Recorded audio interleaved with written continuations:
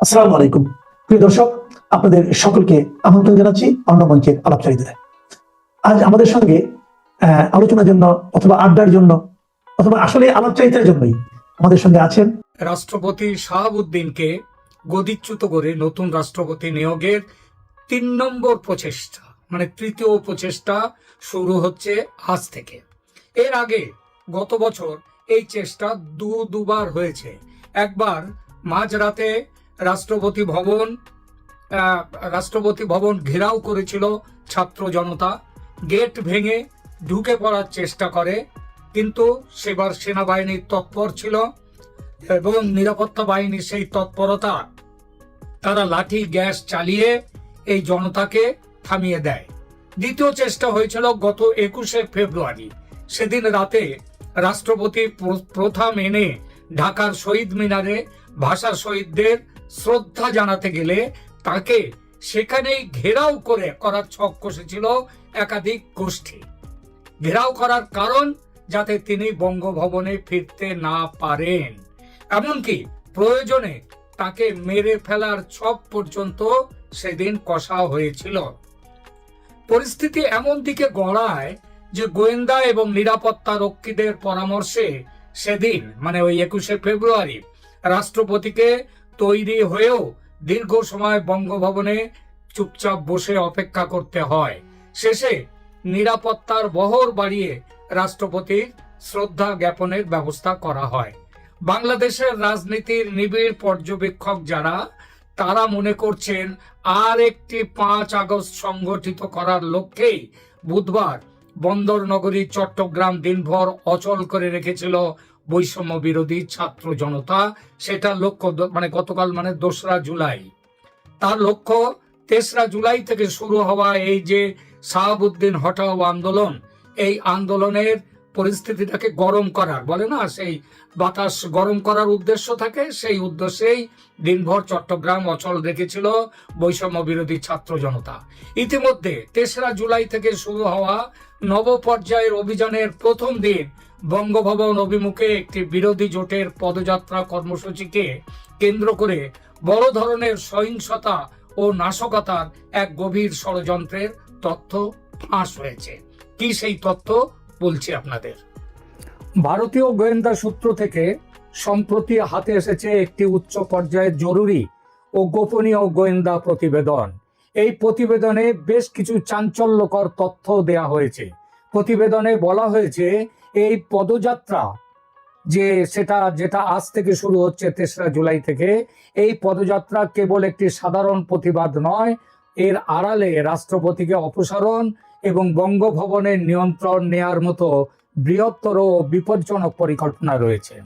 গোপন নথি যেটা বলছে যে এনসিপি ও তাদের অঘোষিত যে সমমনা জোট, এবং যে জোটের বর্তমানে অন্যতম শরিক হলো বিএনপি, তারাও অনেকদিন ডাবল গেম খেলেছে, ভেতরে না বাইরে জানা যেত না। এখন তারাও এই জোটের মধ্যে এসেছে এবং তারা এই কর্মসূচির ডাক দিয়েছে। তবে এর মূল উদ্দেশ্য হলো রাষ্ট্রপতিকে পদত্যাগে বাধ্য করা এবং বঙ্গভবনকে অস্থিতিশীল পরিস্থিতি তৈরি করা, এবং তাকে, এই যে রাষ্ট্রপতি শাহাবুদ্দিন চুপ্পু সাহেবকে, সেখান থেকে তাকে বিদায় দিয়ে যাকে আনা হবে, যাকে রাষ্ট্রপতি পদে নিযুক্ত করবে, এই যে নতুন যারা আসছেন তারা, সেই নামের মধ্যে রয়েছে খালেদা জিয়া, তিনি হবেন রাষ্ট্রপতি। আবার অন্য মতে আলোচনা চলছে যে এখানে রাষ্ট্রপতি পদে নিযুক্ত হবেন মোহাম্মদ ইউনূস এবং প্রধান উপদেষ্টার পদে নিযুক্ত হবেন, যতদিন না নির্বাচন হয় ততদিন, হচ্ছেন তারেক রহমান। এবং সেই জন্যেই এই পরিকল্পনাটা হচ্ছে একটা উগ্রপন্থী ও যে বাংলাদেশের গণতন্ত্র বিরোধী একটা ষড়যন্ত্র হিসেবে প্রতিবেদনে চিহ্নিত করেছেন ভারতীয় গোয়েন্দারা। প্রতিবেদনটির সবচেয়ে উদ্বেগজনক তথ্য হলো এটাই যে এই কর্মসূচিতে সহিংসতা সৃষ্টির জন্য এরই মধ্যে 1000-এর বেশি লোককে টাকা দিয়ে ভাড়া করা হয়েছে। কিন্তু এটা বাংলাদেশের যে ভেতরের খবর, সেখানে 1000 লোক নয়, এখানে টাকা দিয়ে ভাড়া করা হয়েছে 1000-এর অনেক বেশি মানুষকে, এবং সে সংখ্যাটা 5 থেকে 10 হাজারও যদি হয় তাতেও কোনো রকম চিন্তিত হওয়ার কারণ নেই, সেটাও ঠিক হতে পারে। এদের প্রত্যেককে 1050 টাকা থেকে 1500 টাকা পর্যন্ত দেয়া হয়েছে বা হবে। প্রতিবেদনে আরো বলা হয়েছে যে এদের মধ্যে অনেকেই জেল ফেরত, জেল থেকে যাদেরকে মুক্ত করেছেন মোহাম্মদ ইউনূসের সরকার, সেই জেল ফেরত আসামিরা, এই সন্ত্রাসীরা, জঙ্গিরা, এদের অনেকেই রয়েছেন তার মধ্যে। এবং তাছাড়াও আরো যারা এদের বাইরেও বহু রাজনৈতিক সহিংসতায় জড়িত ব্যক্তিদেরকে আজকের জন্য, আজ যে 3রা জুলাই যে অভিযান হবে সেই অভিযানের জন্য তৈরি রাখা হয়েছে। গোয়েন্দা সূত্র পাওয়া নথি অনুযায়ী আন্দোলনকারীরা কর্মসূচির দিন কিভাবে কি করবে সেই ব্যাপারটাও তারা যেভাবে প্রস্তুতি নিয়েছে সেই প্রস্তুতির কথাও বলা হয়েছে। তাদের কাছে থাকবে, তারা কেউ অহিংস থাকবে না, তারা সবাই সহিংস থাকবে। এবং যেভাবে ওই 5ই আগস্টের পালাবদলের সময় 4 আগস্ট 5ই আগস্ট যেভাবে মানে গুলিগোল্লা চালানো হয়েছে, তাদের নিজেদের মধ্যে থেকে গুলি চালিয়ে নিজেদের লোককে মেরে সেই দোষ চাপিয়ে দেওয়া হয়েছে তৎকালীন সরকারের ঘাড়ে, সেই ব্যাপারটাও হবে। এদের কাছে ককটেল থাকবে, হাতে তৈরি বোমা থাকবে, ধারালো অস্ত্রশস্ত্র থাকবে। গোয়েন্দা সংস্থাগুলো ইতিমধ্যে এই বিস্ফোরক ও অস্ত্রের ভান্ডার কোথায় কোথায় আছে সেই জায়গাগুলো শনাক্ত করেছে। কিন্তু শনাক্ত করা আর শনাক্ত করার পরে ব্যবস্থা নেওয়া এই দুটো এক জিনিস নয়। ব্যবস্থা আদৌ নেওয়া হবে কিনা সে নিয়ে যথেষ্ট সন্দেহ আছে। পরিকল্পনায় একটি ঘৃণ্য ব্যবস্থার কথাও জানা গেছে, সেটা হলো অভিযানের সামনে রাখা হবে নারীদের, মেয়েদের মানব ঢাল হিসেবে ব্যবহার করা হবে। মিছিলের সামনের সারিতে নারী রাখা হলে নিরাপত্তা বাহিনী, সেটা পুলিশ হোক বা সেনাবাহিনী হোক, লোক দেখাবার জন্য তো একটু গুলিগোল্লা চালানোর দরকার হয়, সেটা প্রথমে তাদের মুখোমুখি হবে এবং মেয়েদের উপরে, নারীদের উপরে গুলি চালাতে বা লাঠি চালাতে তারা দ্বিধাবোধ করবে। সেই জন্যে চিন্তা রাখা হয়েছে। অনেকদিন আগে শুনতাম যে ভারতে যখন মুসলিম শাসকরা বিদেশ থেকে এসে ভারত দখলের চেষ্টা করত, লড়াইতে তারা সামনের দিকে রাখতো গরুকে, কারণ গরু হচ্ছে হিন্দুদের, পুজো করে গরুকে, হিন্দুদের কাছে গরু হচ্ছে গোমাতা। সেইটা করে তাহলে যাতে এই গোমাতাকে হত্যা না করতে হয় তার জন্য হিন্দু সৈন্য তারা চুপচাপ থাকতো। সেই সুবাদে এবং সেই সুযোগে তারা মুসলিম যে সৈন্যরা তারা এসে তাদেরকে হারিয়ে দিত। তো এখানেও সেই একই রকমের চিন্তা রয়েছে। এখানে গরুর পরিবর্তে রাখা হবে নারীদের, যাতে নিরাপত্তা বাহিনী প্রথমে তাদের মুখোমুখি হয় এবং কোনো ব্যবস্থা নিতে দ্বিধাবোধ করে।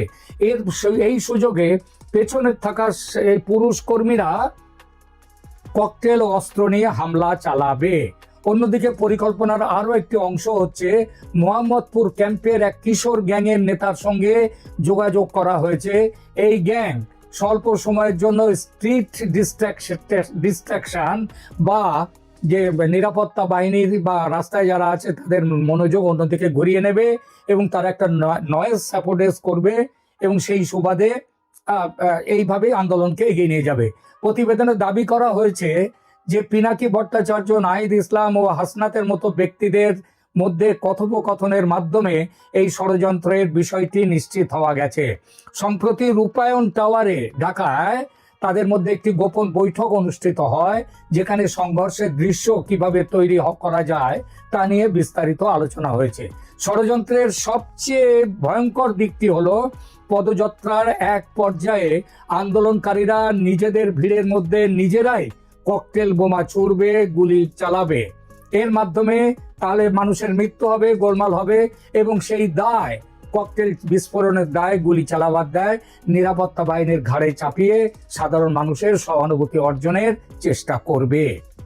ইতিমধ্যে এই অভিযানে মদত দেওয়ার উদ্দেশ্যে পাকিস্তান থেকে 3 জন পাকিস্তানি সেনাকর্তা আরব এমিরেটসের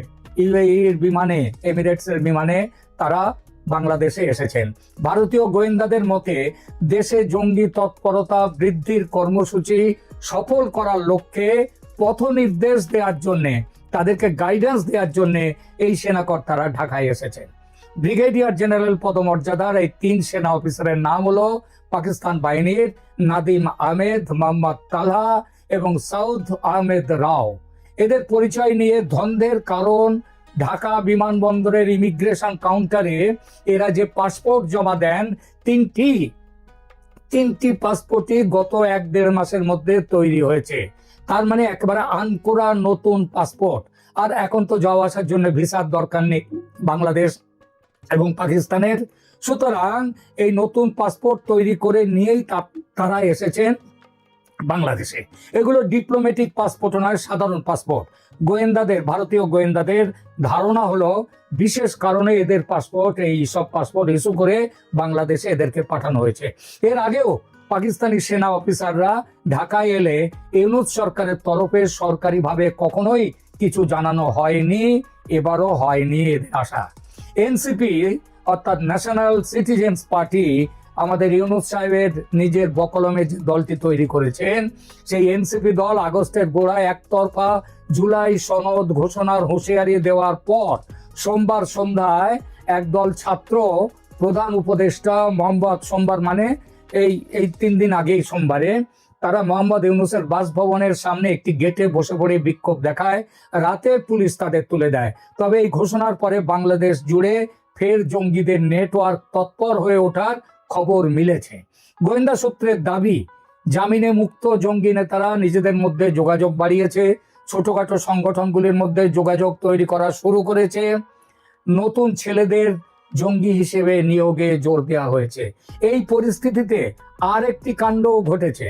10 ট্রাক অস্ত্র মামলার যিনি সমন্বয়ক ছিলেন, বাংলাদেশের গোয়েন্দা বাহিনীর প্রাক্তন প্রধান মেজর জেনারেল রেজ্জাকুর হায়দার চৌধুরী তিনি 12 দিনের চীন সফরে গেছেন।